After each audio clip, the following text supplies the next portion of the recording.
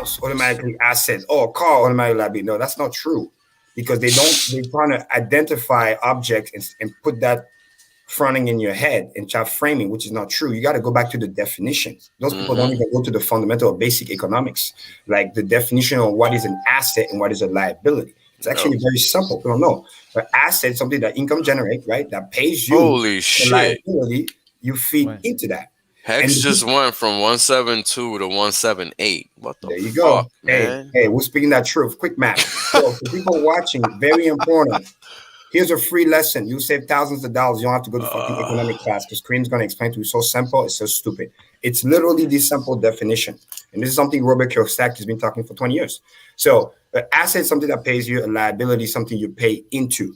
So whatever the product is, you got to look at which way, I'm going to say it slow. You got to look at which way the cash is flowing. It's all about the cash flow.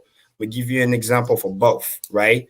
Somebody can own a property or own a house, but the cash flow is flowing out instead of in, aka you keep feeding into it, you keep fixing it up and this and that to pay the money or whatever. You see, and I'm using very, very specific words, not like I'm a homeowner, I'm a this, I'm a that. It's always about the cash flow. So you could tell me, Karim, this is my house and my dream. That's cool, but you got to understand, rich people, they focus on creating the cash flow first. They use the asset to create the cash flow. And then with the proceed of the cash flow, the earnings, that's when they go buy the quote unquote liability. But it's okay for them to do that because they did it with the money that wasn't even theirs to begin with, other people's money, so to speak. So if you own a house or a property, but then you keep feeding into it, it doesn't matter what the fuck the bank tells you, that's a liability. When they tell you it's an asset, they're actually projecting. You're not realizing. They're talking about themselves. For them, it's an asset because you're paying them. You took the mortgage. Technically, they still own the fucking house until you're clear. So you're paying them every month. So it's an asset for them, but you're misunderstood. It's a liability for you.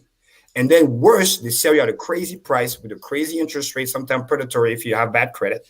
And then they just sit, waiting, collect every month.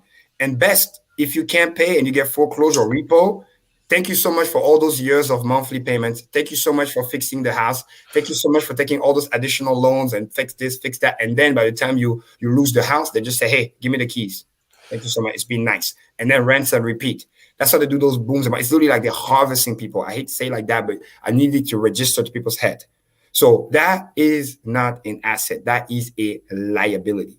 Now, on the other hand, especially if you own multiple units and things like that, and you may not even be there. Like I got friends that own property, they're just fucking Airbnb the shit out of it, and then it just pays the thing plus more. But now that's an asset because the cash is flowing in. See, very simple. It's which way the cash is flowing, in or out. If it flows out, it's a liability. If it flows in and pays you, that is an asset.